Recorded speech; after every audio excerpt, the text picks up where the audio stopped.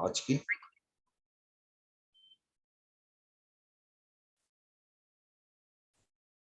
अच्छा जी, अब पहले तो मुझे बताइए जो स्टूडेंट कह रहे थे कौन सा क्वेश्चन में प्रॉब्लम है, ताकि हम पहले उसको भी डिस्कस करेंगे।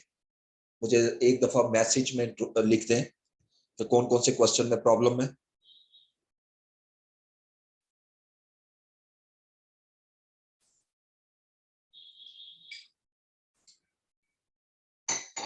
ओके, क्वेश्चन 3 740 ओके, ठीक है।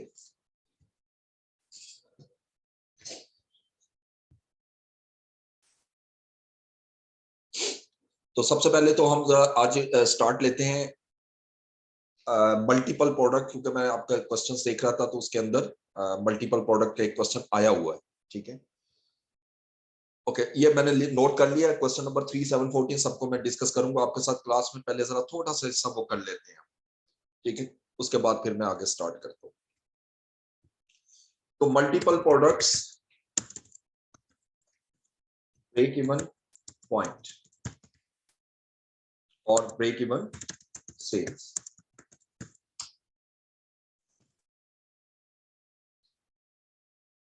अच्छा, मल्टीपल प्रोडक्ट्स जब ब्रेक इवन चार्ट आ जाए या ब्रेक इवन पॉइंट आ जाए तो एक अजम्पशन जो है हमने ऐड करनी है, और वो है there shall be constant sales mix. अब सेल्स मिक्स क्या होता है कि जो प्रोडक्ट्स के दरमियान एक रेशियो होती है सेल की, कि वो उसके दरमियान जो रेशियो क्या है कि लाइक आपके दो प्रोडक्ट हैं, एक प्रोडक्ट ए है, आप इसके एक मंथ में 500 यूनिट बेचते हैं, लेकिन प्रोडक्ट बी के आप 900 यूनिट बेचते हैं, तो इनके दरमियान जो रेशियो होगी that is known as sales mix. ठीक है, यानी अगर मैं ये कहूँ रेशियो ऑफ सेल्स मिक्स क्या होगी, तो हम कहेंगे 5:9। ठीक है, दिस इज 5:9, ये हमारी सेल्स मिक्स होगी। तो हमारी अजम्पशन ये होती है कि हमारी जो सेल्स मिक्स रेशियो है वो कांस्टेंट रहेगी। ठीक है, अच्छा, अब इसमें मल्टीपल प्रोडक्ट में इशू क्या है? What is issue in multiple या multi products break even point? Only issue is that the fixed cost of all product is common, यानी ये एक सिंगल होती है, यानी मीन इसको मैं ब्रैकेट में लिख देता हूं, ये सिंगल अमाउंट होती है। ठीक है, अब जबकि हमने जब फार्मूला यूज करना होता है तो मुझे दो प्रोडक्ट्स का अगर ब्रेक इवन पॉइंट निकालना चाह रहा हूं तो दोनों की फिक्स कॉस्ट सेपरेट चाहिए, जबकि क्वेश्चन के अंदर जो फिक्स कॉस्ट दी होती है वो कॉमन होती है, सिंगल होती है। अब इसको हम करेंगे क्या, जब मल्टीपल प्रोडक्ट्स में आएंगे तो अब क्या फिक्स कॉस्ट को हमें दो हिस्सों में अपोर्शन करना है, एक क्वेश्चन। यानी इसका अगर मैं सॉल्यूशन देखूं तो सॉल्यूशन हमें ऑफ दिस इशू तो सॉल्यूशंस नजर आते हैं। ठीक है जी, एक सॉल्यूशन तो हमें ये नजर आता है कि apportion fixed cost to all products, यानी आप जो फिक्स कॉस्ट को है वो दो हिस्सों में डिवाइड कर दो। लेकिन दूसरी ऑप्शन ये होती है कि हम कंट्रीब्यूशन ऑफ बोथ प्रोडक्ट्स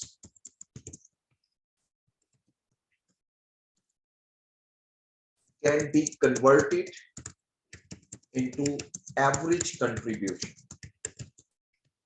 यानी अब मेरे पास दो ऑप्शन है, एक ऑप्शन तो ये है कि मैं फिक्स कॉस्ट को दो हिस्सों में डिवाइड कर दूं और दोनों प्रोडक्ट्स का कंट्रीब्यूशन जो है वो तो वैसे ही अलग है।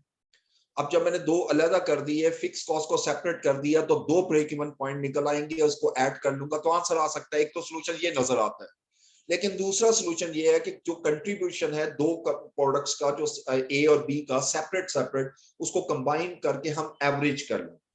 अब इनमें से कौन सा बेस्ट सोल्यूशन है, क्या दिस वन फर्स्ट और सेकंड? जरा देखते हैं। फर्स्ट जो आपका सोल्यूशन मैंने आपके सामने लिखा, it is based on assumption, यानी it is based on assumption. कौन सी अजम्पशन? लाइक जब मैं खुद लिख रहा हूं कि जी अपोर्शन करो फिक्स कॉस्ट को दोनों प्रोडक्ट्स पे या ऑल प्रोडक्ट्स पे, ऑल का मतलब अगर दो है तो दो, तीन है तो तीन। ठीक है, क्वेश्चन में जैसे मैक्सिमम भी आएंगी तो 3 आएंगी, इससे ज्यादा नहीं होती। तो it is based on assumption. कौन सी अजम्पशन? कि इनकी बेस क्या होगी अपोर्शनमेंट की, क्या बेस वॉल्यूम होगा, यूनिट्स होंगे, या बेस जो है वो आपकी कोई और बेस होगी, लाइक लेबर और बेस होगी, मशीन और होगी। तो कोई भी जो आप चीज ले रहे हो वो अजम्पशन पर बेस कर रही है। लेकिन जो सेकंड अगर आप गौर से देखें तो हम कहते हैं contribution of both product can be converted into average contribution. देखें, जो कंट्रीब्यूशन में दोनों प्रोडक्ट्स का ले रहा हूं या ऑल प्रोडक्ट्स का ले रहा हूं, वो कंट्रीब्यूशन एक्चुअल है। It is not based on assumption, this is actual, not assumption. तो अब अगर मैं इनको कंपैरिजन करूं तो which will be the solution? Definitely the solution is this one. यानी हम फर्स्ट को नहीं रखेंगे। जैसे लास्ट क्लास में एक स्टूडेंट ने मुझसे क्वेश्चन किया था कि अगर मल्टीपल प्रोडक्ट्स हो, एक से ज्यादा प्रोडक्ट हो, तो फिक्स कॉस्ट को हम कैसे डिवाइड करेंगे? तो उसका आंसर मैं अब सिंप्लीफाई कर रहा हूं। याद रखिएगा, फिक्स कॉस्ट को आपने डिवाइड नहीं करना, बल्कि फिक्स कॉस्ट को सिंगल ही रहने दें, और उस अलबत्ता जो कंट्रीब्यूशन है उसको कंबाइन करके एक सिंगल कंट्रीब्यूशन में हम कन्वर्ट कर लेंगे। अब इसको सॉल्व करने के हमारे पास दो डिफरेंट मेथड्स होते हैं। Methods of calculating multiple products break even point. और दोनों मेथड में तरतीब से लेके चल रहा हूं।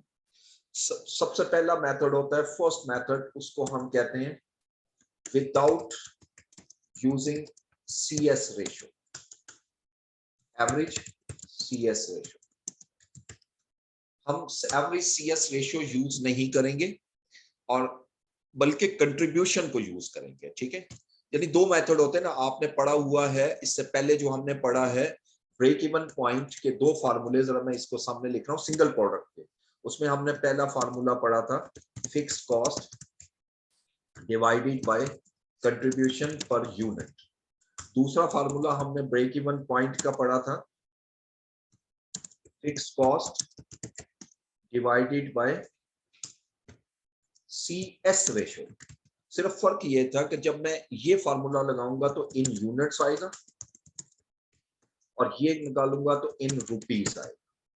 तो जहां जब मैं लिख रहा हूं विदाउट CS रेशियो, तो इट मींस मैं इस फार्मूले को यूज करूंगा, इन यूनिट्स कैलकुलेट करूंगा, यानी इन यूनिट्स और फिर रुपीस में कन्वर्ट करूंगा। ठीक है, तो इसके लिए जरा स्टेप्स जो है वो मैं लिख रहा हूं, वो जरा आपने ध्यान से देखने हैं। पहला स्टेप, ये स्टेप सिर्फ समझाने के लिए, एग्जामिनेशन में जब हम सॉल्यूशन करते हैं तो तरतीब ये होती है, स्टेप इस तरह नहीं रखते, यानी इस तरह स्टेप बाय स्टेप हम ऊपर हेडिंग्स नहीं देंगे, लेकिन ये जरूर है कि तरतीब यही होगी। सबसे पहला काम आपने क्या करना है स्टेप 1 में, कैलकुलेट करना है कंट्रीब्यूशन ऑफ ईच प्रोडक्ट। जितनी प्रोडक्ट आपको क्वेश्चन में दी हुई हैं उनका कंट्रीब्यूशन निकालना। ठीक है जी। अब जैसे मैं डाटा भी साथ साथ बनाता जा रहा हूं, आप देखते जाएं। लेट्स अज्यूम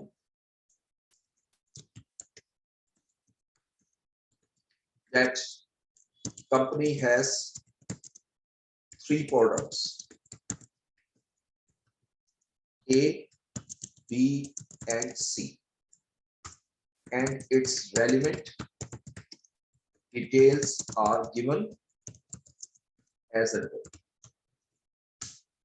ठीक है जी। अब यहां पर वो हमें देता है जी product A, product B and product C, और इसकी वो हमें दे रहा है सेल्स प्राइस पर यूनिट 400, 500 और 600, और यहां पर मैं लिखता हूं जी वेरिएबल कॉस्ट पर यूनिट, ये हमें दी हुई है 200, 280 और 400, ये हमें उसने गिवन है। ठीक है जी। तो इसकी मदद से अब मैं पहला स्टेप कैलकुलेट करूंगा, ये जो आपके सामने में हाईलाइट कर रहा हूं, ये first step, calculate contribution of each product. अब 3 प्रोडक्ट हैं A, B और C। अब तीनों का मैंने कंट्रीब्यूशन निकालना है, और कंट्रीब्यूशन पढ़ चुके हो, कंट्रीब्यूशन पर यूनिट कैसे निकलेगा। और ये भी ध्यान में रखिए कि ये जो मैंने लिखा है ये contribution per unit, per unit of each product. ठीक है जी। अब कैसे निकलेगा contribution per unit? Sales minus variable cost, यानी ये सेल्स है, इसमें से वेरिएबल कॉस्ट में लेस कर देता हूं, ये मेरा कंट्रीब्यूशन आ रहा है, इसको मैं थोड़ा सा चेंज कर देता हूं, इसको 410 कर। अब इसमें से जब मैं माइनस करता हूं तो ये मेरा तीनों प्रोडक्ट्स का कंट्रीब्यूशन पर यूनिट कैलकुलेट हो चुका है। ये पहला स्टेप है। ठीक है, ज्यादा से ज्यादा इसमें कैलकुलेशन आपको क्या करनी पड़ सकती है कि वेरिएबल कॉस्ट की लिस्ट ही होगी, जैसे लास्ट क्वेश्चन में, लास्ट क्लास में मैंने क्वेश्चन में आपके साथ डिस्कस की थी। तो फिर आप पहले direct material, direct labour, variable production overhead, variable selling administrative expenses, ये सारे लेस करेंगे। ठीक है, ये कंट्रीब्यूशन पर यूनिट आ गया। अब सेकंड स्टेप क्या है? Step number 2। अब हमने इसी कंट्रीब्यूशन को सिंगल कंट्रीब्यूशन में कन्वर्ट करना है। मैं कैलकुलेट करूंगा कंट्रीब्यूशन पर मिक्स। ठीक है, अब पर मिक्स का मतलब क्या है?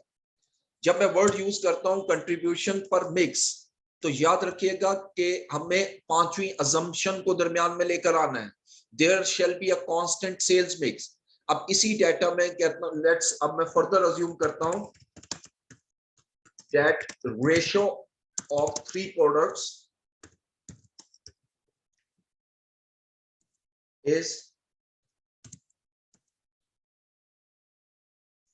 10:6:3।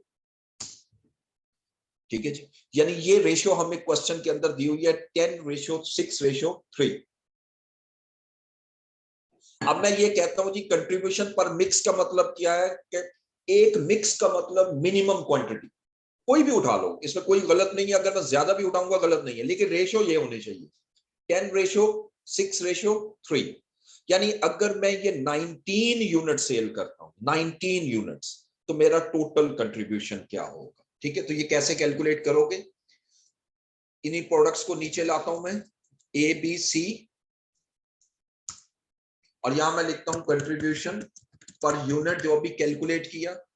ए का जो कंट्रीब्यूशन है वो 200 है, बी जो है वो 1 यूनिट बेचूंगा तो 220 का कंट्रीब्यूशन निकाल के देगी, और सी अगर मैं 1 यूनिट बेचूंगा तो मैं 190 का कंट्रीब्यूशन मेरा जनरेट होगा।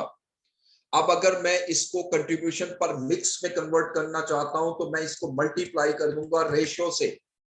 अब रेशियो देखें क्या है, 10:6:3। 10:6:3 यानी मीन अगर 10 यूनिट में ए के सेल करता हूं तो उस टाइम में बी के 6 यूनिट सेल होंगे और सी के 3 यूनिट सेल होंगे। अब इसको जब मैं मल्टीप्लाई करूंगा, that is contribution per mix. अब ये 200 को मैंने मल्टीप्लाई किया 10 से, 2000, और ये सारा मल्टीप्लाई किया मीन। अब इसको मैं एक दफा फिर एक्सप्लेन कर रहा हूं, सुनिएगा कि अगर मैं 200 यूनिट सेल करता हूं प्रोडक्ट ए का, 1 यूनिट सेल करता हूं तो 200 रुपीज का कंट्रीब्यूशन जनरेट करेगी वो प्रोडक्ट, और 10 यूनिट अगर मैं बेचता हूं तो मेरा टोटल कंट्रीब्यूशन 2000 होगा। बी 1 यूनिट 220 का कंट्रीब्यूशन जनरेट करके देगी, और अगर मैं 6 यूनिट सेल करता हूं तो टोटल कंट्रीब्यूशन 1320 है। सेम सी के अगर 3 यूनिट सेल करता हूं और 1 यूनिट 190 कंट्रीब्यूशन जनरेट करके देगी तो total contribution shall be 570। It means कि when I will sell 19 units in the ratio of 10:6:3, what will be the total contribution? That is known as contribution per mix.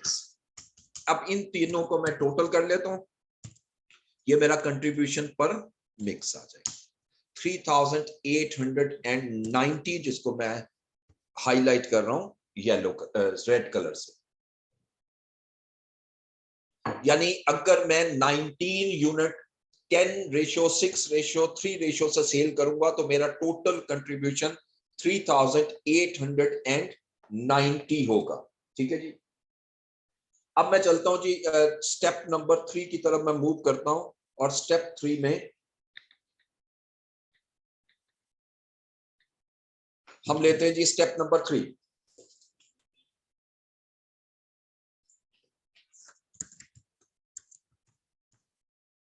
अब मैं calculate करूंगा break even point in number of mix, ठीक है, यानी कितने times, या times कह लो या मिक्स कह लो, टाइम्स भी ठीक है, यानी कितनी दफा मैं 10:6:3 10:6:3 कितने टाइम में ये सेल करूं तो मेरा ब्रेक इवन पॉइंट होगा। इसके लिए फार्मूला वही यूज करेंगे जो हम नॉर्मल पढ़ते रहे, और फार्मूला क्या है, break even point will be equal to fix cost divided by, सिर्फ यहां फर्क क्या आएगा, कंट्रीब्यूशन पर यूनिट नहीं लूंगा, कंट्रीब्यूशन पर मिक्स लूंगा। अब मुझे दो चीजें चाहिए, एक फिक्स कॉस्ट, अब अज्यूम करते हैं, further assume that fix cost is ₹816,900, ये क्वेश्चन में गिवन होगा, ठीक है। अब मुझे क्या करना है, फिक्स कॉस्ट लेनी है, फिक्स कॉस्ट क्वेश्चन में दी हुई है 816,900, और इसको डिवाइड कर दूंगा कंट्रीब्यूशन पर मिक्स से, जो हम ऑलरेडी कैलकुलेट कर चुके हैं 3890। अब जब डिवाइड करूंगा तो ये मेरे पास जो आंसर आएगा that is break even point in mix और टाइम्स। अब देखिए कितने टाइम में इसको सेल करूं तो मेरा ब्रेक इवन होता है, इसको डिवाइड किया 210 टाइम, यानी 210 मर्तबा अगर मैं ये यूनिट सेल करूं 1063 तो मैं ब्रेक इवन पॉइंट को अचीव कर लूंगा। ये मेरा जैसे break even point in mix में आया, अब चौथे स्टेप पे मैं break even point in units calculate कर सकता हूं। अब यूनिट्स में कैसे कैलकुलेट करेंगे, देखिए अब जब मैं कह रहा हूं 210 टाइम सेल होगा और एक टाइम में 10 यूनिट सेल होने, तो प्रोडक्ट ए के कितने यूनिट में सेल करूंगा, देखिए कैसे करेंगे, 210 टाइम्स इनटू 10 यूनिट्स, क्योंकि रेशियो इसके 10 है, अगर 10 यूनिट 210 मर्तबा सेल करूं तो ये 2100 जो है वो मेरा break even point in unit आ जाएगा प्रोडक्ट ए का। फिर प्रोडक्ट बी 210 इंटू 6, क्योंकि इसकी रेशियो 6 है, इसको 210 इंटू 6 किया 1260। देन प्रोडक्ट सी 210 इंटू 3, तो 630, यस यूनिट्स हैं, यानी इट मींस कि अगर 2100 यूनिट में सेल करता हूं प्रोडक्ट ए के, 1260 यूनिट सेल करता हूं प्रोडक्ट बी के, और 630 यूनिट सेल करता हूं प्रोडक्ट सी के, तो मैं ब्रेक इवन पॉइंट को अटेन कर लूंगा, ठीक है जी। अब इसको आखिरी स्टेप पे चलता हूं और मैं break even point in rupees अगर निकालना चाहता हूं,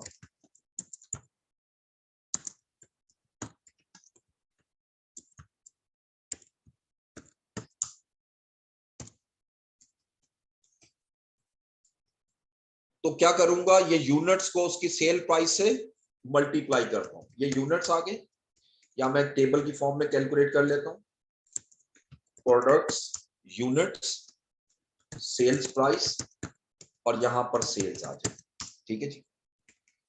अब प्रोडक्ट ए, अब कितने यूनिट हैं जी, 2100 यूनिट, प्रोडक्ट बी हमारे पास 1260 यूनिट, और सी 630 यूनिट।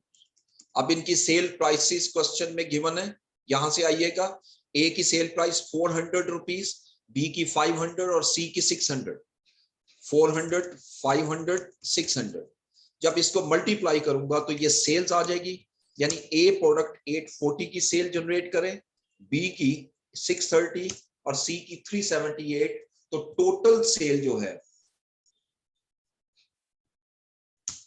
यानी 1848 मैं अगर सेल करूंगा तो that is a break even point. लेकिन ये याद रखिएगा 1848 यहाँ जो मैंने कैलकुलेट किया है उसका आगे डिटेल हमें मालूम है कि 1848 में ए का शेयर जो है वो 840,000 रुपीज होना चाहिए, बी का 630 और सी का 378। इसके अलावा अगर कोई मिक्स होगा तो उससे ब्रेक इवन नहीं होगा, क्योंकि इसके अंदर वो अजम्पशन बड़ी इंपॉर्टेंट है जो मैंने आपके साथ शेयर की। और वो अजम्पशन क्या थी? There shall be a constant sales mix. Sales mix हमारा कांस्टेंट रहना चाहिए। This one is the first method.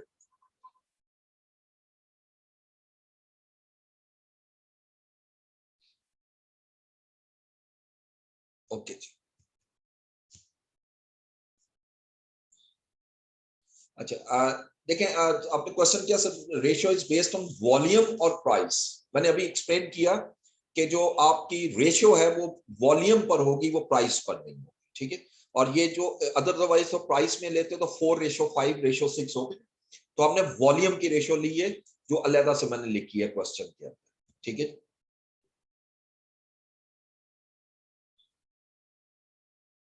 Okay जी, अब ये क्वेश्चन करना चाह रहे हैं जी, आप बोलिएगा। आशा, आप बोलिएगा क्या क्वेश्चन है आपका?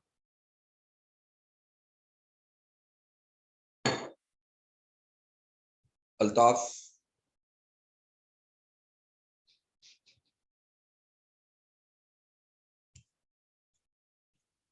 ओके, किसी का क्वेश्चन टाइप कर दे, मैं जवाब दे।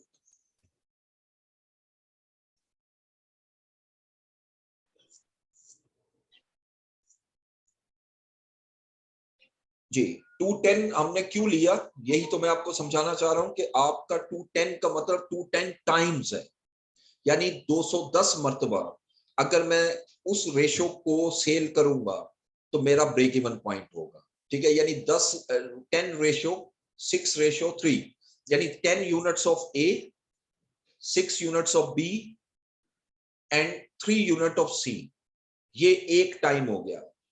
अगर मैं 210 टाइम इसको सेल करूंगा तो मेरा ब्रेक इवन पॉइंट होगा, ठीक है। तो इसलिए हमने उसी टाइम को यूज करते हुए उसको यूनिट्स में कन्वर्ट कर। जब आप कह रहे हो 210 टाइम सेल करूंगा तो ब्रेक इवन होगा, तो एक टाइम में ए के कितने यूनिट सेल होंगे? 10, उससे मल्टीप्लाई किया। एक टाइम में बी के कितने यूनिट सेल होंगे? 6, वो हमने बी कैलकुलेट किया और इसी तरह सी को कैलकुलेट किया, ठीक है। ये तो था पहला मेथड। अब आइएगा सेकंड मेथड जो थोड़ा सा लेंथी है। ओके, स्टेप नंबर 3 और स्टेप नंबर 4 मैं दोबारा रिपीट कर देता हूं। देखिए, स्टेप नंबर 3 में हमने क्या करना है, calculate break even point in number of mixes. देखो फार्मूला, ये जो ऊपर मैंने फार्मूला यूज किया था, जो पहले पढ़ चुके हैं वो 2 फार्मूले यूज किए थे। देखो बड़े सिंपल लॉजिक है, अगर मैं ब्रेक इवन पॉइंट कैलकुलेट करना चाहता हूं इन यूनिट्स, तो मैं क्या करूंगा, फिक्स कॉस्ट को contribution per mix per unit से डिवाइड करूंगा। अगर मैं ब्रेक इवन पॉइंट निकालना चाहता हूं इन मिक्स, तो मैं फिक्स कॉस्ट को डिवाइड करूंगा कंट्रीब्यूशन पर मिक्स। तो ये आंसर जो आएगा इन मिक्स या टाइम्स में आएगा, ठीक है। तो ये जब मैं कंट्रीब्यूशन पर यूनिट पे डिवाइड करूंगा तो break even point in units आएगा, पर मिक्स पे डिवाइड करूंगा तो पर इन मिक्स में आएगा। लेकिन अल्टीमेटली जब मिक्स में मैंने कैलकुलेट कर लिया स्टेप नंबर 3 पे, फार्मूला वही रखा है, fix cost divided by contribution per mix. जब डिवाइड किया तो 210 आ गया, यानी इट मींस 210 टाइम्स अगर मैं सेल करूंगा इसी रेशो को तो मैं ब्रेक इवन पॉइंट में आता हूं। और अभी मैंने फिर रिपीट कर रहा हूं कि 210 टाइम्स का मतलब है कि 10 यूनिट वन टाइम सेल होंगे प्रोडक्ट ए के, 6 यूनिट प्रोडक्ट बी के, 3 यूनिट प्रोडक्ट सी के एट वन टाइम। तो इसलिए 210 को 10 से मल्टीप्लाई किया, 210 को 6 से मल्टीप्लाई किया, 210 को 3 से मल्टीप्लाई किया, तो वो मेरा break even point in units calculate हो जाएगा।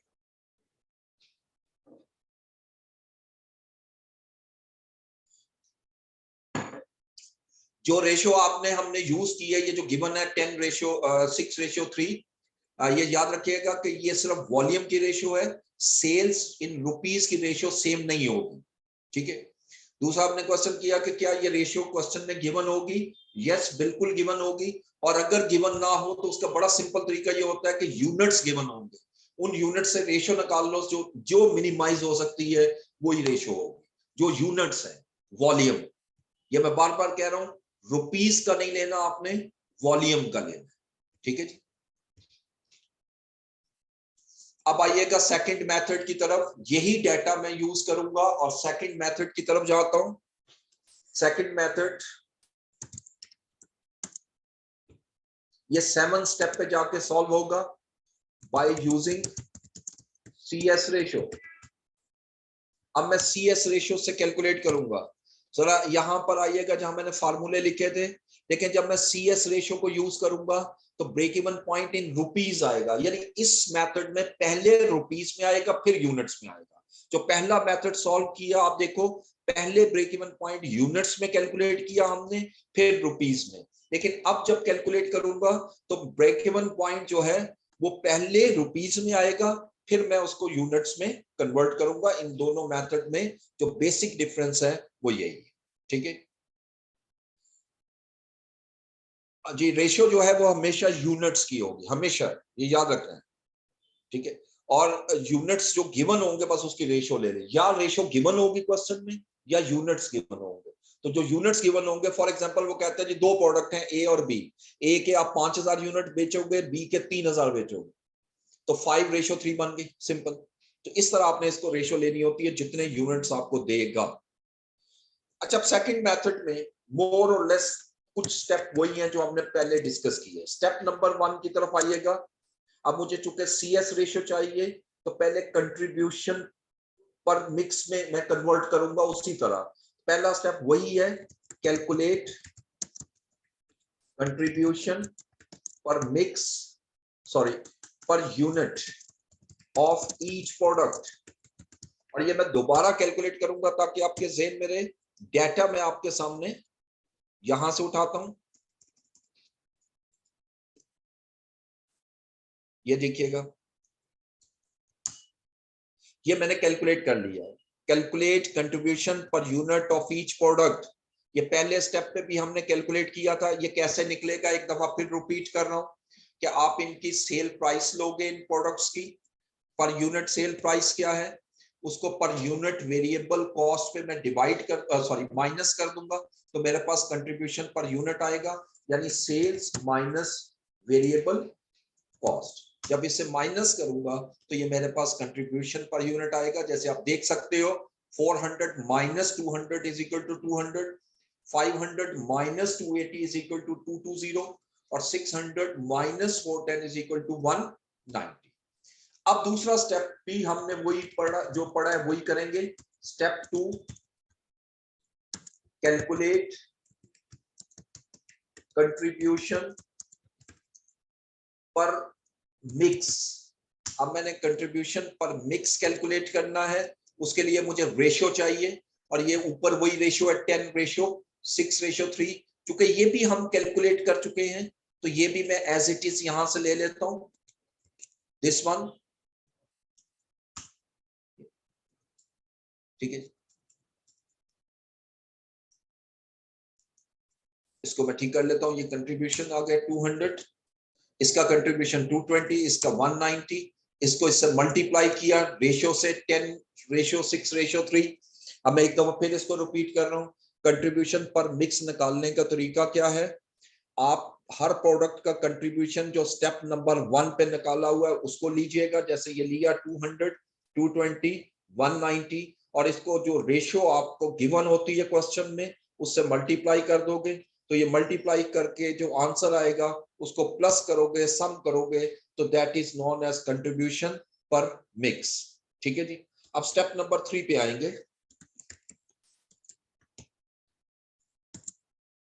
अब हम कैलकुलेट करेंगे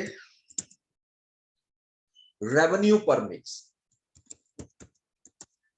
देखो ये इसमें और इसमें फर्क क्या है। कंट्रीब्यूशन पर मिक्स का मतलब क्या था कि अगर हम 1063 यानी 19 यूनिट्स सेल करते हैं तो कंट्रीब्यूशन कितना होता है, और ये यहां पर वर्डिंग क्या है कि अगर यही 1063 यानी 19 यूनिट अगर मैं सेल करता हूं तो मेरा रेवेन्यू क्या होगा। ठीक है, यहां कंट्रीब्यूशन नहीं, रेवेन्यू क्या होगा। तो ये कैसे निकलेगा, तो मैं पहले सेल्स प्राइस पर यूनिट लेता हूं तीनों प्रोडक्ट्स की, यानी प्रोडक्ट ए, बी और सी,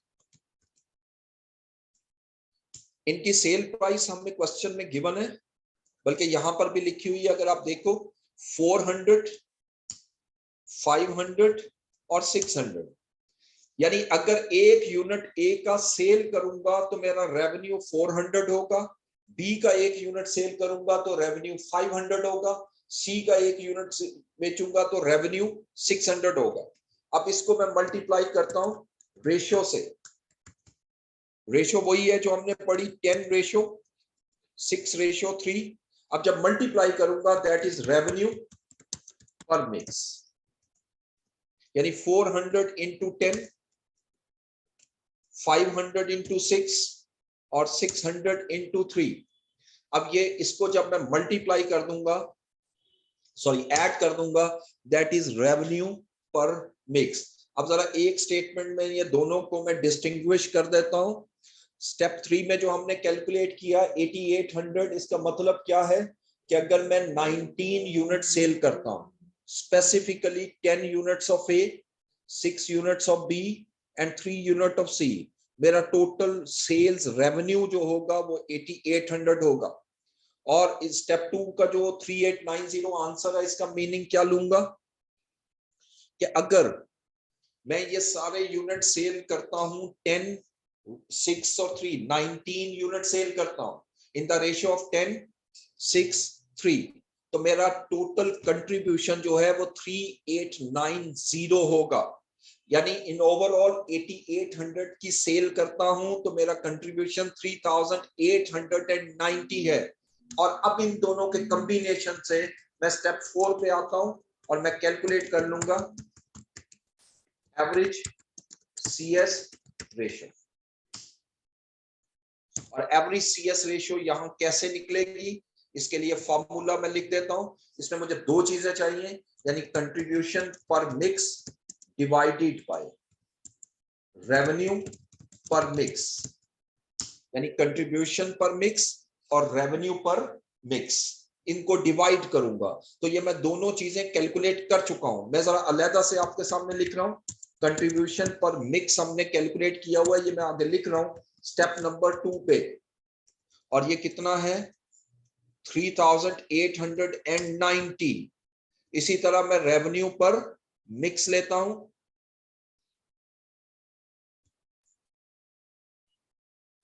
रेवेन्यू पर मिक्स, और ये हमने कैलकुलेट किया हुआ है स्टेप नंबर 3 पे 8800। जैसे एक स्टूडेंट ने क्वेश्चन किया कि रेवेन्यू और जो आपका कंट्रीब्यूशन है इसमें बेसिक डिफरेंस क्या है। देखो, एक चीज जो आप खरीदते हो सपोज 10 रुपीज की, आप 12 में बेच रहे हो, तो मेरा रेवेन्यू जो है वो 12 रुपीज है। जो आप सेल, जो आपके पास ग्रॉस अमाउंट आ रही है वो आपका रेवेन्यू है। और उसमें से अगर आप उसकी कॉस्ट लेस कर दो, जो कि वेरिएबल कॉस्ट है, वो लेस कर दोगे, तो जो 2 रुपीज बच रहे हैं वो मेरा कंट्रीब्यूशन कहलाएगा। ठीक है जी, ये फर्क होता है इन दोनों में। Revenue is the amount which is basically gross amount and contribution is revenue less variable cost, ये दोनों में बेसिक फर्क। ठीक है, ओके। अब मैं इन दोनों को डिवाइड कर देता हूं तो मेरे पास एवरेज सीएस रेशियो आ जाएगी जो मैंने फाइंड करनी थी, 3890 डिवाइडेड बाय 8800। अब जरा देखते हैं कि ये रेशियो कितनी बनी, 0.44205। ये मैंने 5 डेसिमल तक इसको आपके सामने शो कर दिया। ये मेरी एवरेज सीएस रेशियो आ। ठीक है, this is the step number 4। उसके बाद हम जाएंगे स्टेप नंबर 5 पे। अच्छा, अब देखिए, अब मेरे पास एवरेज सीएस रेशियो आ चुकी है, फिक्स कॉस्ट हमारे पास है। अब मैं इस फार्मूले को यूज कर सकता हूं और मैं direct break even point in rupees निकाल लूंगा, यानी fix cost divided by CS ratio. सिर्फ फर्क ये है कि ये जो सिंगल प्रोडक्ट के वाले से लिखा, यहां CS ratio average CS ratio होगी। तो अब मैं स्टेप 5 पे कैलकुलेट करता हूं।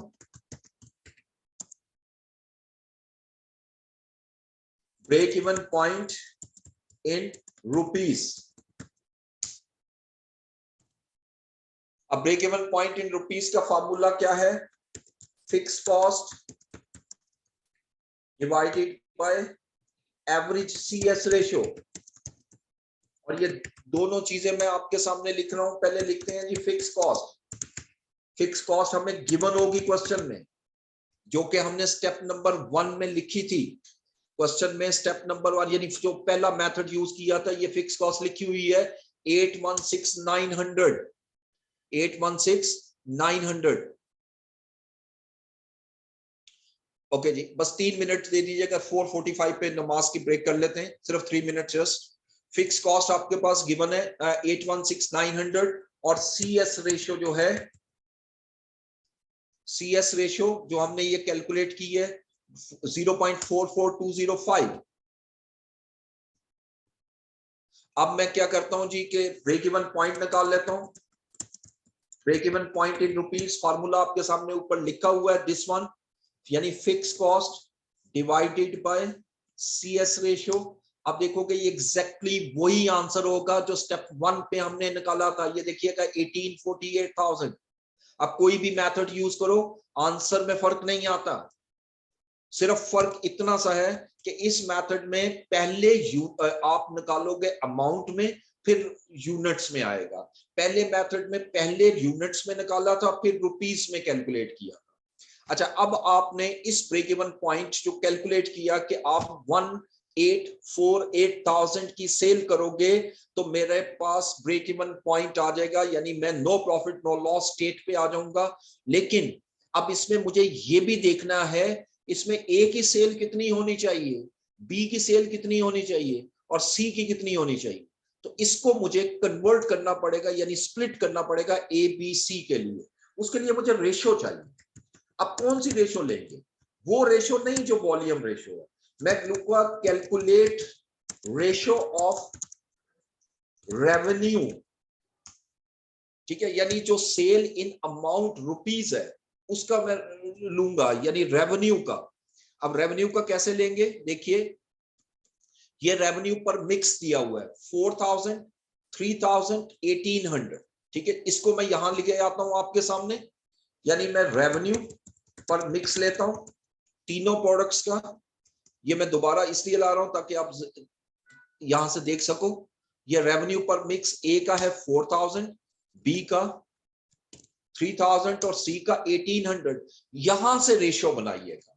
इसकी अगर रेशियो मिनिमाइज करूं तो रेशियो क्या बनेगी? रेशियो इज इक्वल टू, देखें अगर ये मिनिमाइज करता हूं पहले स्टेप पे, तो 40 रेशियो 30 रेशियो 18 मंथ है। और फर्दर मिनिमाइज करूं तो 20 रेशियो 15 रेशियो 9, यानी मैथमेटिकली मैंने सॉल्व किया, ये रेशियो बन गई रेवेन्यू पर मिक्स की। देखो 40 30 80 कैसे आया? 20 मैंने हटा दिए, 40 30 18 आ गया। और फिर फर्दर ये 2 पे डिवाइड होता है, मैंने सबको 2 पे डिवाइड किया, तो ऑटोमेटिकली मेरे पास रेवेन्यू की रेशियो आ गई। ठीक है, अब इसके बाद अगले स्टेप पे जाने से पहले हम जरा ब्रेक ले लेते हैं नमाज की। नमाज पढ़ने 10 मिनट के बाद फिर इंशाल्लाह इसको स्टार्ट करते हैं। हेड ऑफिस से रिक्वेस्ट करता हूं कि आप रिकॉर्डिंग जरा पॉज कीजिएगा प्लीज।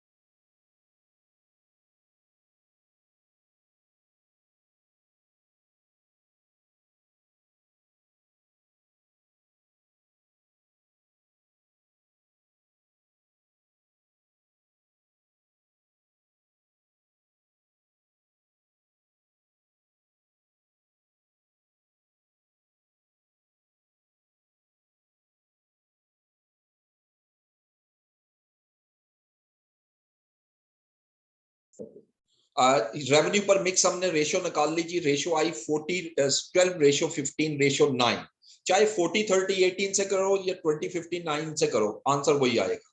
ठीक है, तो अब मैं लिखता हूं जी, ये रेशियो निकला। अब स्टेप नंबर 7 पे आता हूं, that is calculate break even point या share of each product in break even point. ये जो ब्रेक इवन पॉइंट निकाला है आपने, इसमें हर प्रोडक्ट का शेयर बता दें। 1848 में ए का शेयर कितना होगा, बी का शेयर कितना होगा और सी का शेयर कितना होगा। तो मैं सबसे पहले प्रोडक्ट ए का निकाल रहा हूं शेयर। देखिए कैसे निकलेगा।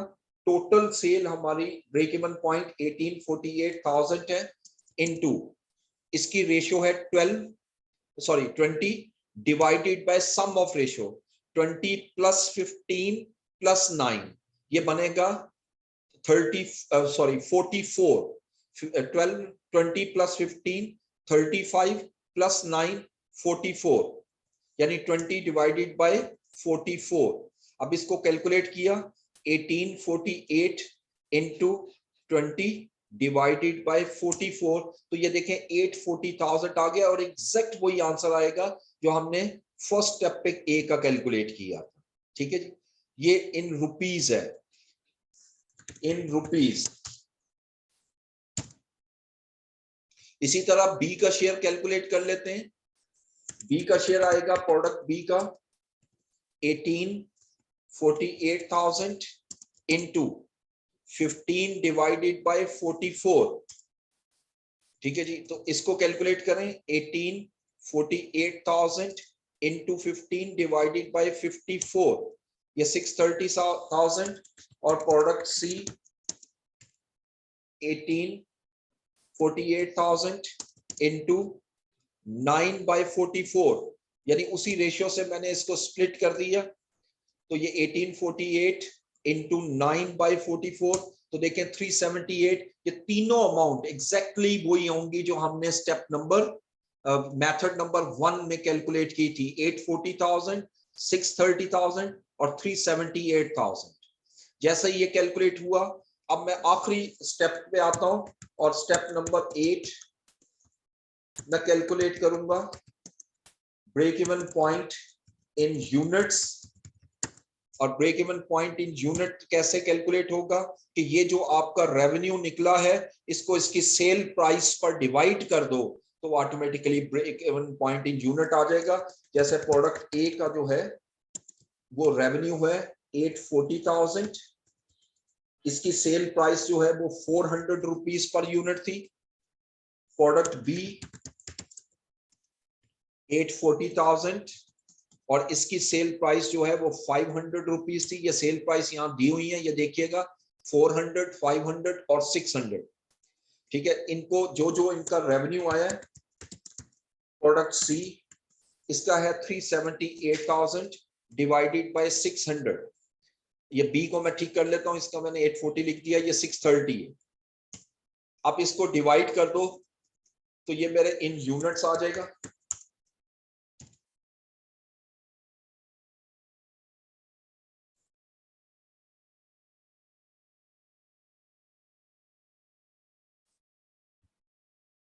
अब इन यूनिट्स कैलकुलेट करते हैं, 840,000 डिवाइडेड बाय 400, 630,000 डिवाइडेड बाय 500 और 378,000 डिवाइडेड बाय 600, 630। तो ये एग्जैक्टली वो यूनिट है जो यहां कैलकुलेट किए थे। देखें 2100, 1260 और 630, 2100, 1260 और 630। ठीक है, तो ये दो मेथड होते हैं, जो भी एग्जामिनर जो भी मेथड के उससे सॉल्व कर लें। लेकिन जिसको अगर एग्जामिनर मेथड नहीं कहता कि किस मेथड से करना है, तो आई वुड रिकमेंड कि पहला मेथड ज्यादा आसान है, कम टाइम लेगा और उसके थ्रू आप इसको कैलकुलेट कर सकते हो। लेकिन अगर उसने स्पेसिफाई किया है कि आप उसी से कैलकुलेट करो, तो फिर आप लाजमन उसी से कैलकुलेट कीजिएगा। राइट, अच्छा, अब जरा जो क्वेश्चन करना चाहते हैं स्टूडेंट्स उनकी तरफ आता हूं। अल्ताफ हुसैन, आप प्लीज क्वेश्चन पूछ सकते हैं। मदिया वकार,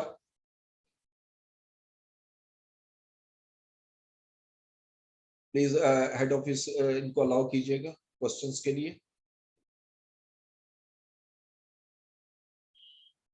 इनको क्वेश्चंस के लिए अलाउ कीजिएगा।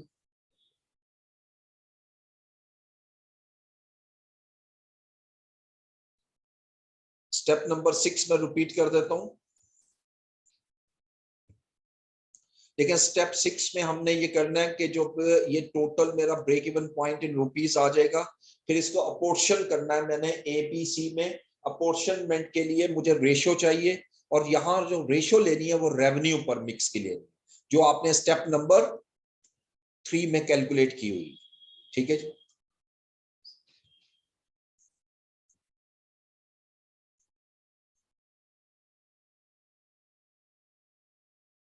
ओके, तो ये तो था हमारा जो ब्रेक इवन पॉइंट का एक पोर्शन जो रहता था मैंने वो करवा दिया। अब जरा आपने आपके बजटिंग के क्वेश्चंस में जहां पर इशू था आपका क्वेश्चन नंबर 3, क्वेश्चन नंबर 7 और क्वेश्चन नंबर 14, ये आप लोगों ने लिखे थे, उसकी तरफ आता हूं और मैं वो आपकी फाइल शेयर कर।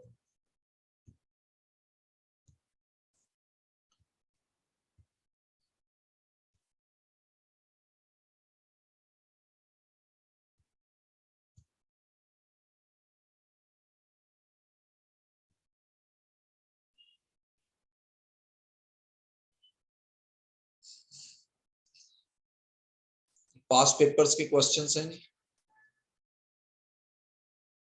क्वेश्चन नंबर 3,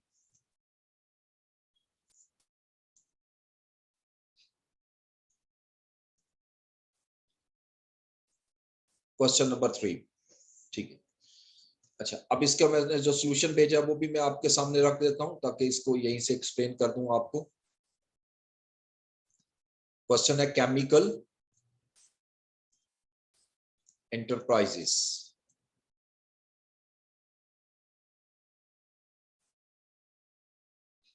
दिस वन, ठीक है। अच्छा, इस क्वेश्चन में देखिए, क्वेश्चन की रिक्वायरमेंट देखिए, chemical enterprise calculate estimated cash receipt and cash disbursement from operations for the month of September 2017। सिर्फ सितंबर का उसने क्वेश्चन मांगा, सितंबर में। तो क्वेश्चन में देखें तो chemical enterprises is a small business concern which deals in trading of chemicals. They are not in position to employ a full-time accountant, therefore hired a part-timer to maintain their accounts. The owner has provided information to the accountant which shows that their sales for the month of September was 612,500.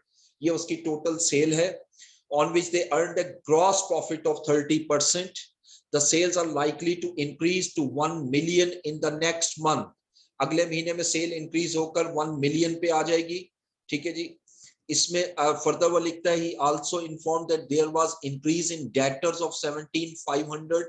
However, creditor increased by 5,000 compared to last month.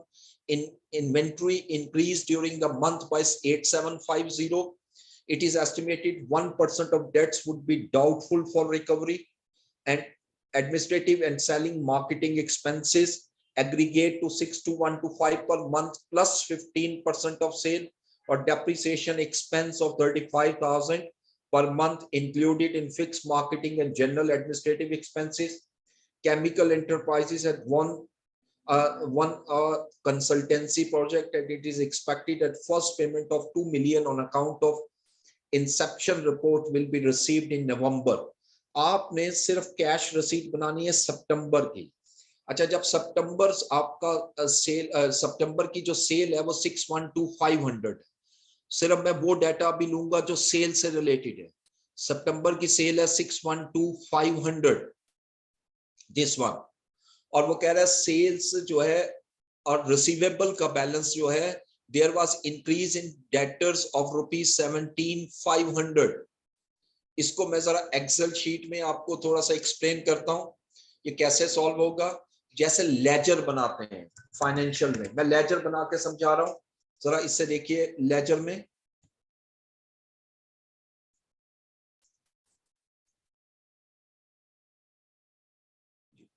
देखें debtors का normally opening balance आप कहां लिखते हो, debit side पे, यहां पर हमारी सेल्स आती है, जो कैश रिसीव की है वो यहां पर आएगा, और फिर क्लोजिंग बैलेंस आ जाएगा, बैलेंस कैरी डाउन। ठीक है जी, ये ओपनिंग बैलेंस है, ये क्लोजिंग बैलेंस है। क्वेश्चन की वर्डिंग को ध्यान से देखिए, वो कहता है डेटर 17,500 से इंक्रीज हुए, यानी इसका मतलब अगर ओपनिंग बैलेंस उसने दिया नहीं हुआ, अगर ओपनिंग बैलेंस 0 ज्यूम करता हूं, तो क्लोजिंग बैलेंस इंक्रीज हुआ है 17,500 से, यानी ओपनिंग बैलेंस और क्लोजिंग बैलेंस के दरमियान डिफरेंस 17,500 लिखना है। ओपनिंग बैलेंस जो मर्जी हो, लेकिन ओपनिंग और क्लोजिंग का डिफरेंस 17,500 होना चाहिए। तो आसानी के लिए हम क्या करते हैं, ओपनिंग बैलेंस 0 कर देते हैं। अब यहां पर सेल लेंगे, सेल इस सितंबर की जो है वो 612,500 है। ठीक है जी, अब आप इसमें बैलेंस कर लें, जैसे लेजर में बैलेंस करते हैं, 612 में से 17,500 में लेस कर दूंगा, तो ये मेरे पास अमाउंट आ जाएगी 595,000। ठीक है, ये सॉल्यूशन में देखिएगा, ये अमाउंट 595 ये लेस की हुई है। ये मैंने आपको एक और मेथड से करवा दिया, ये भी देख लीजिएगा कि आपने ओपनिंग और क्लोजिंग बैलेंस को लिखकर जो वैल्यू दी हुई है वो पुट करें, खुद ये वैल्यू निकल आएगी। तो जो इंक्रीज हो रहा है रिसीवेबल, यकीनी बात है इंक्रीज का मतलब है कि ये सेल की है लेकिन कैश रिसीव नहीं हुआ, इसलिए हम इसको माइनस कर रहे हैं। ये 595,000 आ गया। लेकिन क्वेश्चन में एक चीज और भी उसने मेंशन की थी, और वो ये था कि 1% जो है वो बैड डेट्स भी होंगे।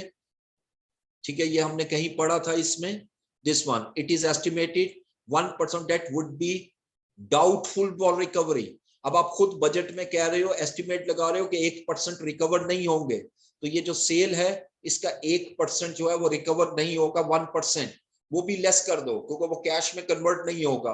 तो ये 588,875 जो है ये मेरी कैश रिसीट आ जाएगी। ठीक है जी, इसी तरह कैश डिसबर्समेंट में आते हैं। अब कैश डिसबर्समेंट में देखिए, सबसे पहले तो हम आते हैं ग्रॉस प्रॉफिट मार्जिन की तरफ। वो कहता है जी ग्रॉस प्रॉफिट मार्जिन 30% है।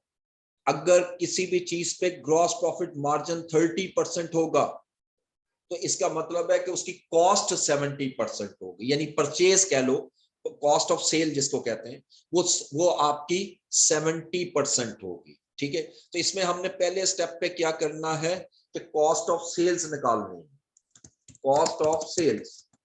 और कॉस्ट ऑफ सेल्स कैसे निकलेगी, जितनी आपने सेल की है 612,500, इसका 70% ले लो, ये कॉस्ट ऑफ सेल आएगी।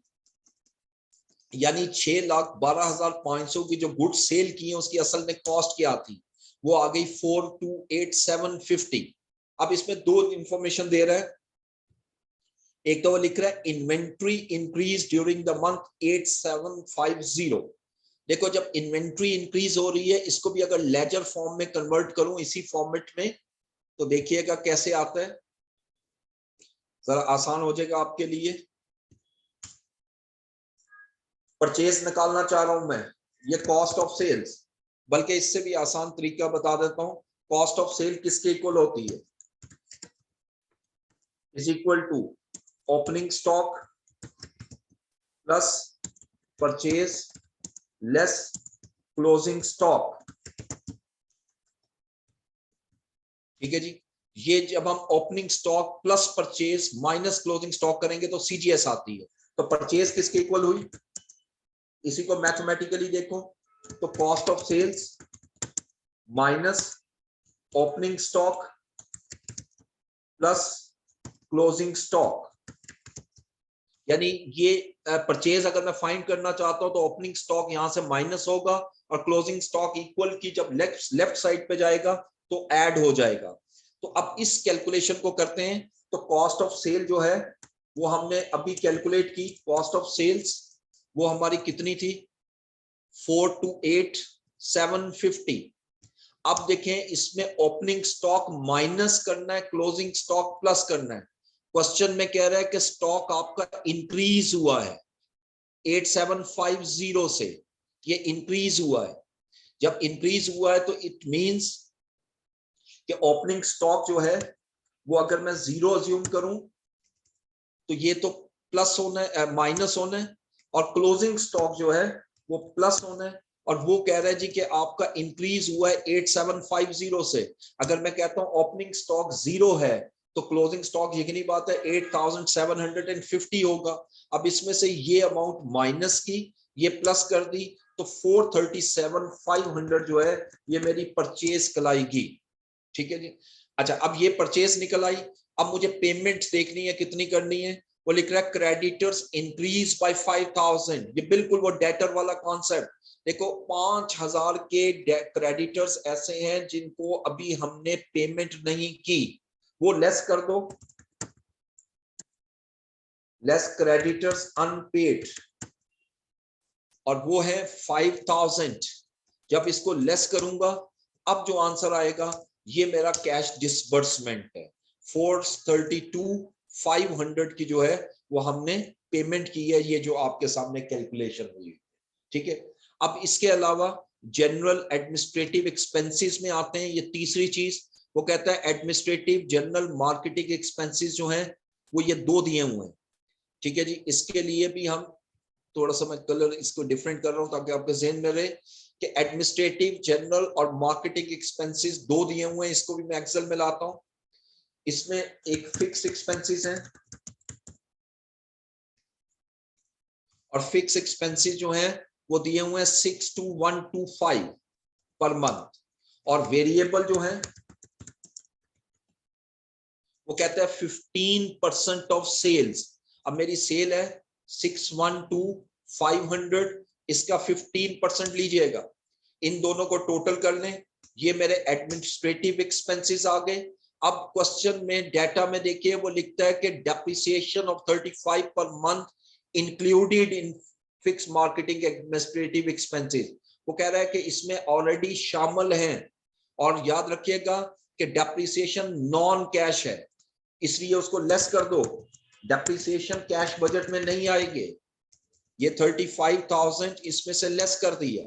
जब लेस करेंगे तो रिमेनिंग अमाउंट आएगी 119,000, ये कैश बजट का हिस्सा बन जाएगी। ये डिसबर्समेंट है जो आपने की है 119,000। अब टोटल कैश डिसबर्समेंट कितनी हुई? 432,500 प्लस 119,000, 551,500 आ गई। और यही क्वेश्चन की रिक्वायरमेंट थी, इसमें कोई बैलेंस वगैरह नहीं निकालना था। इस क्वेश्चन के अंदर सिर्फ पूछा हुआ था कि कैश रिसीट्स और कैश डिसबर्समेंट जो है वो कैलकुलेट कर। ठीक है जी। एक तो क्वेश्चन आपका ये 3 का था, और होपफुली आप इसको अंडरस्टैंड कर गए होंगे। उसके बाद आइएगा क्वेश्चन नंबर 7 आपने पूछा जी। फैजान को अलाउ कीजिएगा, क्वेश्चन पूछना चाह रहे हैं जी। फैजान।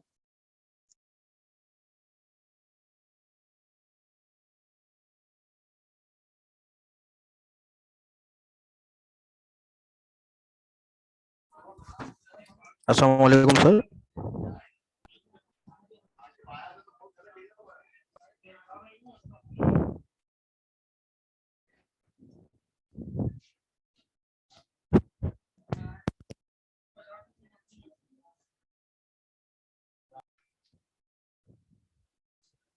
हेलो, अस्सलाम वालेकुम सर।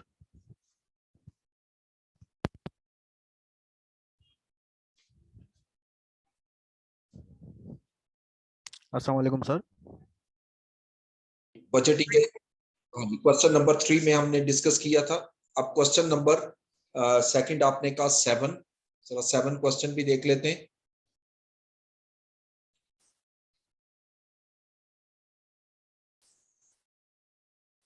अच्छा, you are the general manager of a hotel. ये भी कैश बजट का क्वेश्चन है, और ये क्वेश्चन काफी अच्छा क्वेश्चन है। काफी इसमें केयरफुली करने वाला है, क्योंकि इसमें जरा 2 सीजन का डिस्कशन है, लो सीजन और high season. So you are the general manager of a hotel. It is the hotel's policy that budget is prepared using a 6-month time horizon. You are about to prepare the budget for the July to December 19 and have collected the following information.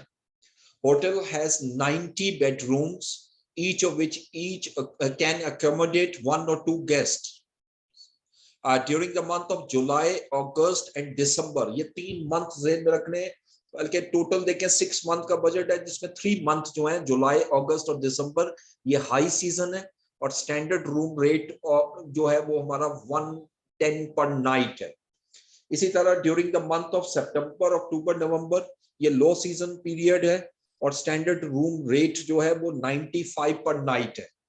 यानी season में rate ज्यादा है और off season या लो season में rate कम है। Rates above apply to each room regardless of whether there is 1 और 2 गेस्ट। यानी अगर एक सिंगल गेस्ट आता है तब भी वही चार्ज करोगे, 2 गेस्ट है तो वो भी वही चार्ज करोगे, यानी पर रूम आपका रेंट है जो आप चार्ज कर रहे हो, फेयर चार्ज कर रहे हो। Average room occupancy per night at standard rate is expected to be 80 और 50%। अब ऑक्यूपेंसी का मतलब क्या होता है कि 90, मेरे पास जो होटल है उसमें 90 बेडरूम्स हैं। अब उसमें 90 रूम्स में हाई सीजन में 80% ऑक्यूपेंसी होगी, यानी 80% जो है हमारे जो रूम्स हैं वो ऑक्यूपाइड होंगे, और जबकि लो सीजन में 50% ऑक्यूपाइड होंगे। तो ऑब्वियसली मैं जो रेवेन्यू जनरेट करूंगा वो उन रूम से करूंगा जो ऑक्यूपाइड है। Company is registered with number of internet-based hotel providers like trip2enjoy.com. It is expected that subject to capacity and average of 20 rooms per night can be sold through these facilities. ये बड़ा जबरदस्त इसमें एक word है subject to capacity. अगर आपके पास capacity available है तो फिर आप 20 रूम्स मैक्सिमम उनको फैसिलिटेट कर सकते हो। यानी 20 रूम्स की बुकिंग जो है वो थ्रू इंटरनेट जो बेस्ड होटल प्रोवाइडर्स हैं उनके थ्रू आपकी होगी। ठीक है, these sales will be in addition to occupancy noted in point 5, और ये उस ऑक्यूपेंसी के अलावा है। So internet based provider pays 40% of standard rate for all bookings. यानी इस पे जो इंटरनेट बेस्ड प्रोवाइडर जो है उसको हम पे करेंगे 40, या वो पे करेगा page 40% standard rate for all booking, यानी जितनी बुकिंग है उसका 40% हमें रेवेन्यू जनरेट होगा। It is forecasted that average additional spending by guest will be 40 per room per night, and that the gross margin earned on this additional spending will be 35%. उसके बाद variable costs are estimated 12 per room night और fixed costs are estimated 40,000 per month. When occupancy is above 90%, additional staff of 150 per night are forecasted. तो अब मुझे ये cash budget बनाना है 6 month period का। इसमें मंथ वाइज नहीं बनाना, आपने एग्रीगेट बनाना है टोटल में। ठीक है, तो इसका ये सॉल्यूशन मैं आपके सामने रखता हूं, यहां से एक्सप्लेन करूंगा। क्वेश्चन नंबर 7 देखें, इसमें सबसे पहले रेंटल रेवेन्यू, यानी जो आप रेंट पे दोगे रूम्स उस पे रेवेन्यू क्या होगा। जरा यहाँ पे आइएगा वर्किंग 1 में। देखिए हमारे पास टोटल रूम कितने हैं अवेलेबल, 90 बेडरूम्स हैं, और ये इसको 2 कैटेगरीज में डिवाइड कर रहा हूं, हाई सीजन और लो सीजन। देखो इसमें टोटल 6 मंथ है और इसमें 3 मंथ जो हैं वो आपके सीजन है और 3 मंथ ऑफ सीजन है। तो लिहाजा हमने इसको 90 डेज में कन्वर्ट किया है। ये जो 90 आपको नजर आ रहा है दिस वन, ये 90 डेज हैं सीजन के, और नीचे ऑफ सीजन में आएंगे तो ये 90 डेज जो हैं ये डेज हैं, ये आपके लो सीजन में। अब हाई सीजन में देखें सर, आते हैं टोटल रूम कितने हैं 90, ये टोटल 90 रूम्स है, 80% ऑक्यूपेंसी होगी। ये जो क्वेश्चन में दिया हुआ हाई सीजन में 80% ऑक्यूपेंसी होगी, यानी 80% ऑक्यूपाई होंगे। जितने ऑक्यूपाइड होंगे उतना रेवेन्यू जनरेट होगा। ये आपका पर डे आपके बेड जो है वो रेवेन्यू जनरेट करेंगे रूम्स। 90 रूम्स हैं, 80% ऑक्यूपाइड होंगे, 72 रूम्स पर डे, और 90 डेज आपका सीजन रहेगा। इसको 90 से मल्टीप्लाई किया और रेवेन्यू जो है सीजन में उसने बताया 110 पर नाइट है, इसको मैंने 110 से मल्टीप्लाई कर दिया तो ये हमारा रेवेन्यू जनरेट होगा ड्यूरिंग सीजन 712,800। सेम इसी तरह ऑफ सीजन में आते हैं। ऑफ सीजन में हमारे पास 90 रूम्स हैं अगेन, और 90 डेज है और 50% ऑक्यूपेंसी होगी। ये 50% ऑक्यूपेंसी है, 90 डेज है। अलबत्ता यहाँ जो रेवेन्यू होगा वो 95 पर नाइट होगा, 95, तो इसको 95 से मैंने मल्टीप्लाई कर दिया तो 384 750 आ गया। तो जो रेंटल रेवेन्यू होगा वो मेरा 1097550 है, जो मैं बजटेड इनकम स्टेटमेंट में ले आया। ये क्वेश्चन इनकम स्टेटमेंट का है, ठीक है जी, प्रॉफिट एंड लॉस, ठीक है, ये कैश बजट का क्वेश्चन नहीं है। उसके बाद सेकंड, हमारा जो रेवेन्यू जनरेट होगा वो इंटरनेट बेस्ड, ये इंटरनेट बेस्ड, ये बड़ा इंपॉर्टेंट है। यहाँ पर एक कैलकुलेशन देखिए, हाई सीजन में जब मैं आता हूं, हाई सीजन में ये 18 कहां से आया, ये चीज मैं आपको अलग से एक्सप्लेन करता हूं एक्सेल शीट में, ठीक है जी। देखिए हमारे पास टोटल रूम जो है वो 19, ये मैं हाई सीजन की बात कर रहा हूं, ये 90 रूम्स है पर डे, क्योंकि जितने भी जब होटल 90 डेज 90 बेड्स का है, 90 रूम्स का है, इसका मतलब रोज 90 डेज अवेलेबल है। अब इसमें वो कहते हैं जी कि सीजन में ऑक्यूपेंसी जो है वो हमारी कितने परसेंट होगी, 9 सॉरी ये क्वेश्चन में आता हूं मैं, ऑक्यूपेंसी 80% होगी, यानी ये 80% आपकी ऑक्यूपेंसी होगी, ये परसेंटेज में मैं लिख देता हूं। तो इसका मतलब रूम्स ऑक्यूपाइड कितने होंगे, तो 90 का 80% लूंगा, ये 72 रूम्स ऑक्यूपाइड होंगे पर डे। और इंटरनेट के थ्रू आप मैक्सिमम कितने दे सकते हो, एवरेज ऑफ 20 रूम्स पर नाइट, ठीक है जी, 20 रूम्स पर नाइट। लेकिन एक लफ्ज साथ क्या है, सब्जेक्ट टू कैपेसिटी, अगर आपके पास कैपेसिटी एग्जिस्ट करती है तो याद रखिएगा कि मेरे पास अनऑक्युपाइड रूम्स कितने हैं, टोटल रूम्स 90 हैं, सीजन में 72 पर डे हमारे ऑक्युपाई होंगे, तो 18 मेरे पास अवेलेबल है। तो इसका मतलब इंटरनेट बेस के लिए मैं 18 रूम दे सकता हूं। ये जो अब मैं आपको सॉल्यूशन में लेके जाता हूं, यहां पर आप देखिएगा ये जो 18 है वो यहां से मैंने आपको कैलकुलेट करके, एक्सेल शीट से मैंने कैलकुलेट करके आपको दिखा दिया, ठीक है जी। अच्छा, उसके बाद फिर उसी तरह हम कैलकुलेशन करते हैं, 18 रूम्स पर डे हैं और 90 डेज होगा, और रेवेन्यू 110 पर नाइट है, लेकिन 40% वो हमें पे करेगा, इंटरनेट जो बेस जो बुकिंग कर रहा है, तो उसका 40% जो है रेवेन्यू 71,280 आ गया। और सीजन में अगर लो सीजन की बात करूं, तो लो सीजन में 20 पूरे क्यों लिए, जरा देखते हैं। यही चीज अगर मैं लो सीजन में कैलकुलेट करूं इसी के सामने, तो 90 रूम्स हैं पर डे, ऑक्यूपेंसी जो है वो 50% है। तो अब मेरे टोटल रूम कितने ऑक्यूपाई होंगे ऑफ सीजन में, 45 पर डे, अनऑक्यूपाइड रूम्स कितने हुए, 45। तो यानी और जो मैं मैक्सिमम बुकिंग कर सकता हूँ 20 पर डे है, तो 20 मेरे पास अवेलेबल है, सब्जेक्ट टू कैपेसिटी, कैपेसिटी मेरे पास ऑलरेडी अवेलेबल है 20 डेज की, तो मैं 20 डेज को यहां पर पूरा ले रहा हूं यहाँ पर, ठीक है जी। 20 डेज है, 20 बेड है पर डे, 90 डेज है, रेवेन्यू 40% ऑफ 95 होगा, जो 68,400 139,680 की अमाउंट जो है वो यहां मैंने रेवेन्यू में लिख दी, ठीक है। अब तीसरा एडिशनल रेवेन्यू जो है उसकी डिस्कशन कर लेते हैं कि ये एडिशनल रेवेन्यू कहां पे आ रहा है। देखें क्वेश्चन में आइएगा, एडिशनल रेवेन्यू में वो ये लिख रहा है,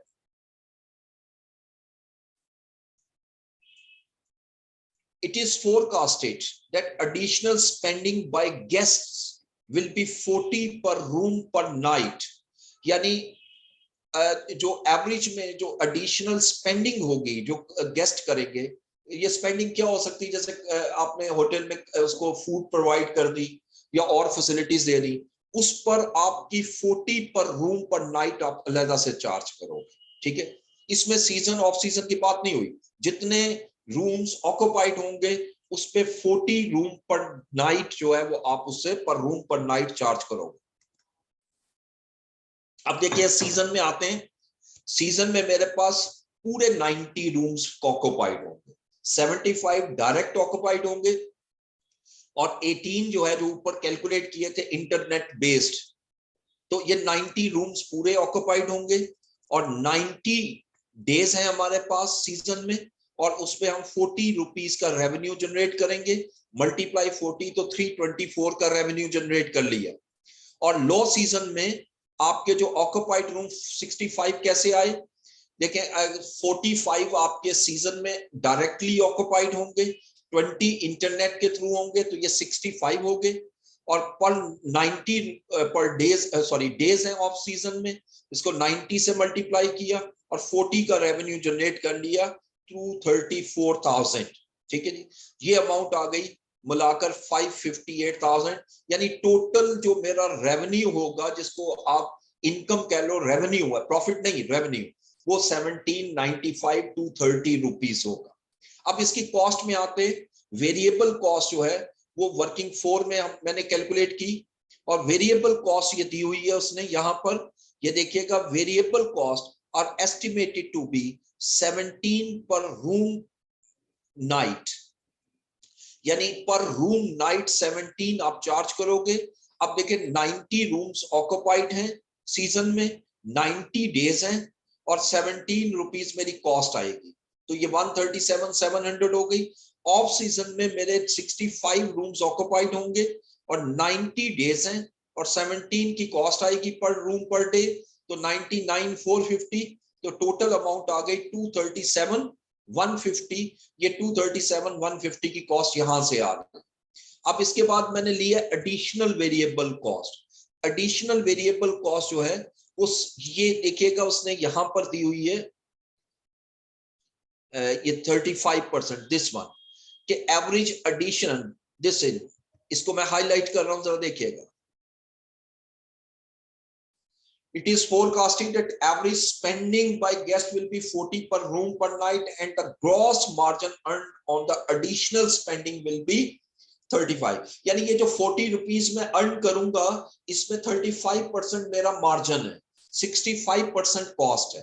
तो ये जो 65% ली है, ये वही कॉस्ट है, यानी टोटल रेवेन्यू 558,000 होगा, उस पे 65% मेरी कॉस्ट होगी, जो 362,700 होगा। इसके अलावा देखिए फिक्स कॉस्ट दी हुई है, fix cost are estimated at 40,000 per month. अब इसमें फिक्स कॉस्ट जो 40,000 पर मंथ दी हुई है, इसमें सीजन और ऑफ सीजन को मिलाकर टोटल 6 मंथ बनते हैं। एक मंथ की कॉस्ट जो है अगर 40,000 है, तो 6 मंथ की कॉस्ट 240,000 होगी। ये 240,000 कॉस्ट ये आ गई। और आखिर में वो लिख रहा है when occupancy is above 90%, additional staff cost of 150 per night are forecasted। ठीक है, अब देखें जब ऑक्युपेंसी आपकी 90% होगी, जरा चेक करते हैं यहां पर, ये मेरे 3 मंथ ऐसे हैं, जुलाई, अगस्त और दिसंबर, ये सीजन है। इसमें 72 जो हमने कैलकुलेट किए थे, ये ऊपर ऑक्युपाइड रूम डायरेक्ट ऑक्युपाइड है, और 18 इंटरनेट के थ्रू। तो टोटल ऑक्युपाइड रूम कितने होंगे मेरे, 90, जो कि 100% है, यानी 100 और 90 की मेरे पास कैपेसिटी है। तो ये अगर मैं इसको 90 पे डिवाइड करूं, यानी अवेलेबल आवर्स भी 90 हैं, तो ये 100% कैपेसिटी बनती है। तो ये लिख रहा है क्वेश्चन में कि जिसमें ऑक्युपेंसी 90% से ज्यादा होगी, एडिशनल स्टाफ कॉस्ट 150 पर नाइट होगी। यानी यहां पर इन 3 महीनों पे मेरी जो एडिशनल कॉस्ट होगी वो 150 पर नाइट होगी।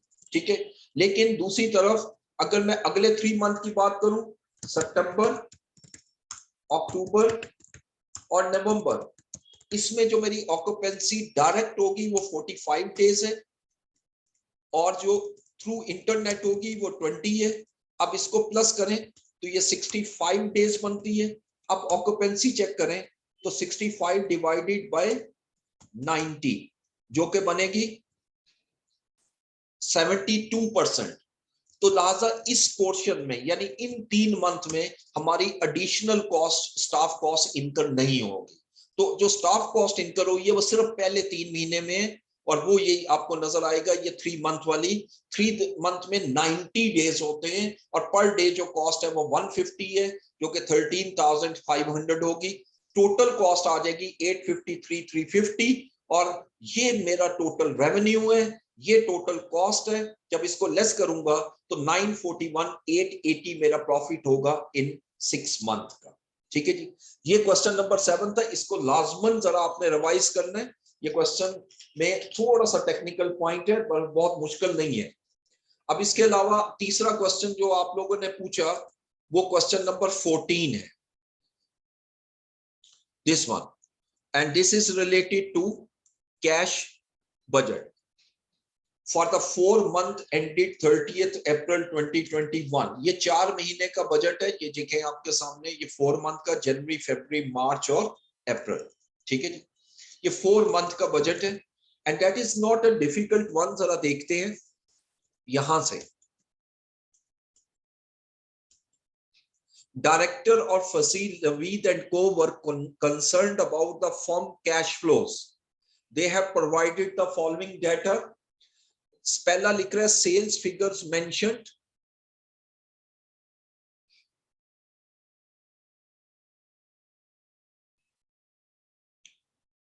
अच्छा, ये स्टूडेंट ने क्वेश्चन किया है कि सर जब इंटरनेट बेस रेवेन्यू अलग से कैलकुलेट कर लिया देन एडिशन रेवेन्यू कैलकुलेट क्यों किया। ओके, देखिए पहली बात तो ये ज़हन में रखिएगा कि हमने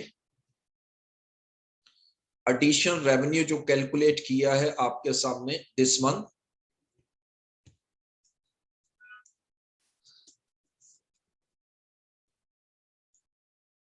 ये एडिशन रेवेन्यू क्यों कैलकुलेट किया, इसलिए कि वो इसमें शामिल नहीं है।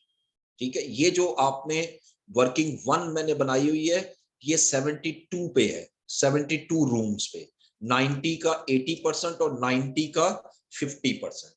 तो ये नहीं बात है, एडिशनल इंटरनेट बेस जो है वो अलग आ रहा है। ये एडिशन रेवेन्यू जो है ना, ये वो है जो फूड वगैरह की फॉर्म में है, ये अलग से है। ये इंटरनेट बेस जो है वो सेपरेट है, ये सेपरेट है और ये सेपरेट रेवेन्यू, ये दोनों रेंटल है।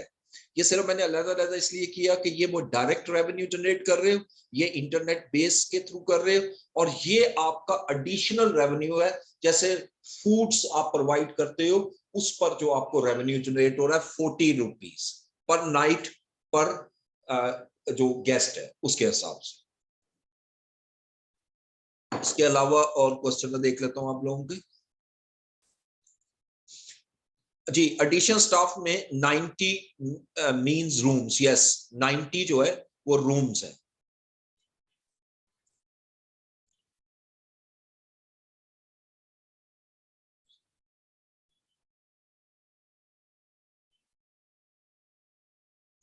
अच्छा जी, क्वेश्चन 1 में भी डिस्कस कर लेंगे, ठीक हो गया। चलो क्वेश्चन नंबर 5B, ये भी मैं नोट कर लेता हूँ।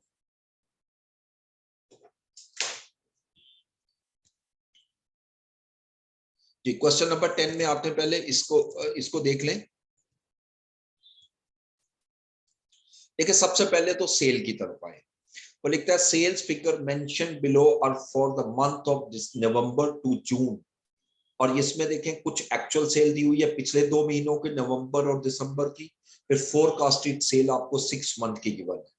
वो लिखता है half the sale are normally paid in the month in which they incur. यानी अब कोई भी एक मंथ उठा लो, पैटर्न अगर बनाना हो तो नवंबर की जो सेल की है उसकी आधी सेल नवंबर में कलेक्ट होगी, लेकिन and are the customer are rewarded for 5% cash discount, और उस पर हम 5% कैश डिस्काउंट देंगे। ठीक है, इसी तरह जो वो कहता है remaining sale are paid for net in the month following the sale. अब इस कॉन्सेप्ट को थोड़ा मैं क्लियर करता हूं। देखो कोई भी एक महीना ले लेते हैं, सपोज जनवरी की सेल। जनवरी की सेल जो है वो मेरे पास है जी 65,000। ये कब कब कलेक्ट होगी, इसका कलेक्शन पैटर्न बना रहा हूं।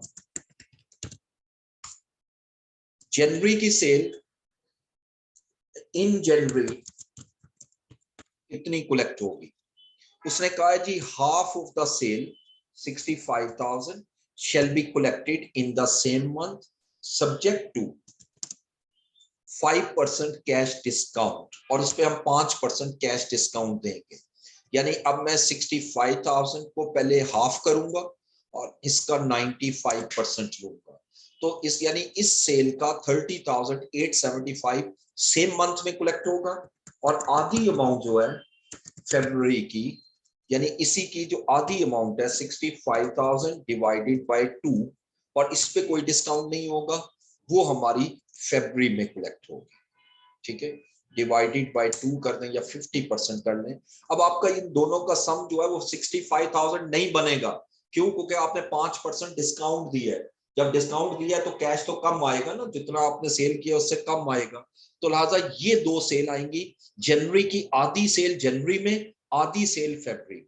लेकिन जो सेम मंथ में होगी उसमें 5% कम आएगा और अगले महीने पूरी अमाउंट आएगी। तो यही कैलकुलेशन आपको यहाँ सोल्यूशन में नजर आएगी। देखिए, मैं पहले इसकी सेल्स लेता हूं। ये जो 60,000 और 40,000 45,000 जो अमाउंट आ रही है, दिस वन, क्वेश्चन नंबर 10।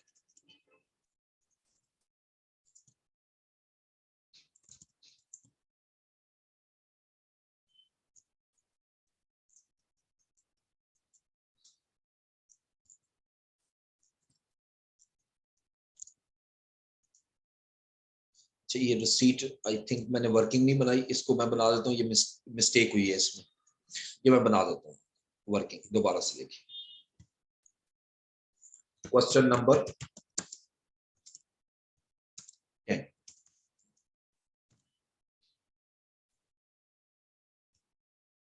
जी देखें, इसमें अब पहले मैं कलेक्शन की वर्किंग बना देता हूँ, तो फिर ठीक कर लेंगे उसको। कलेक्शन अगेंस्ट सेल्स, और यहाँ मंथ बना लेते हैं। 4 मंथ है, जनवरी, फरवरी, मार्च एंड अप्रैल। अच्छा, एक एक सेल लेते हैं। दिसंबर से मैं शुरू करूंगा। दिसंबर की सेल, दिसंबर की जो सेल है वो 64,000 है। इसकी आधी सेल तो दिसंबर में हुई है। हम जो बजट पीरियड ले रहे हैं वो cash budget for 4 month ended 30th अप्रैल, यानी इसका मतलब जनवरी, फरवरी, मार्च, अप्रैल। तो जनवरी में कलेक्शन कितनी होगी? दिसंबर की आधी सेल दिसंबर में होगी, वो मेरा बजट पीरियड नहीं है। और जो आधी सेल है जो कि 64,000 का डिवाइडेड बाय 2, ये जनवरी में होगी। ठीक है, इसी तरह आप जनवरी की सेल ले लें जो मैंने कैलकुलेट की आपके सामने कलेक्शन पैटर्न में। वो 65,000 सेल है, उसकी जो 30,875 जो है वो जनवरी में कलेक्ट होगी और 32,500 फरवरी में होगी। सेम इसी तरह अगर मैं फरवरी की सेल ले लूं, फरवरी की सेल जो है वो मेरे पास 70,000 है। अब 70,000 की जो सेल्स है, इसकी हाफ सेल का 95% फरवरी में कलेक्ट होगा और 70,000 का हाफ जो है वो मार्च में कलेक्ट होगा। इसी तरह मार्च की सेल लेते हैं। मार्च की सेल जो कलेक्ट होगी मार्च और अप्रैल में। अब मार्च में होगी 72,500 सेल है, डिवाइडेड बाय 2 इंटू 0.95, और अप्रैल में जो कलेक्शन होगी वो 72,500 डिवाइडेड बाय 2। इसी तरह आप अप्रैल की सेल लीजिएगा। अप्रैल की सेल सिर्फ अप्रैल में कलेक्ट होनी है, और अप्रैल और मई में, मई मेरा बजट पीरियड नहीं है, ये 76,250 है। 76,250 डिवाइडेड बाय 2 इंटू 0.95, तो 36,219। इनको प्लस कर लेते हैं।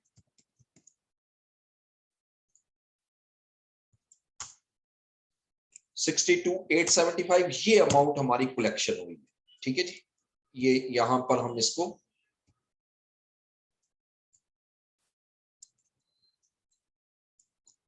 ये करेक्ट करना पड़ेगा, यार ये गलत हुई है। इसकी मेरा ख्याल है कोई और क्वेश्चन मैं कॉपी कर चुका हूं, ये वाला क्वेश्चन मैंने कॉपी नहीं किया। ठीक है, ये मैं दोबारा भेज दूं।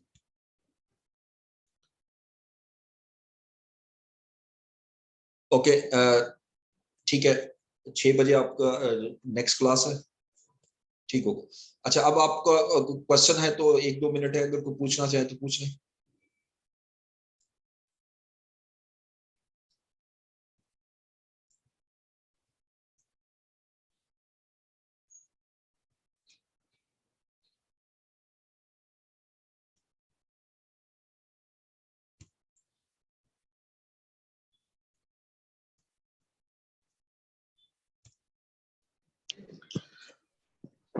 अस्सलाम वालेकुम सर। वालेकुम अस्सलाम।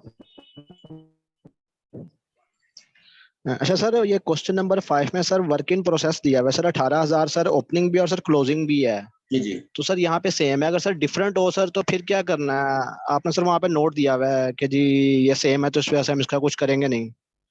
ओके देखिए, इसमें वर्क इन प्रोसेस में ना हमारी इंपॉर्टेंट चीज होती है, यूनिट्स नहीं होते बल्कि परसेंटेज ऑफ कंप्लीशन होती है। अब इसमें इस क्वेश्चन जी में सर। परसेंटेज ऑफ कंप्लीशन नहीं दी हुई, तो हम ये अज्यूम करेंगे कि जो इसके ओपनिंग और क्लोजिंग का वो सेम है, ठीक है। लेकिन अगर डिफरेंट होगी तो क्लोजिंग ऐड करोगे और ओपनिंग माइनस करोगे, ठीक है। चले, ठीक है जी। अब क्लास का टाइम खत्म हो रहा है, बाकी इंशाल्लाह नेक्स्ट में हम डिस्कस करते हैं। Thank you so much.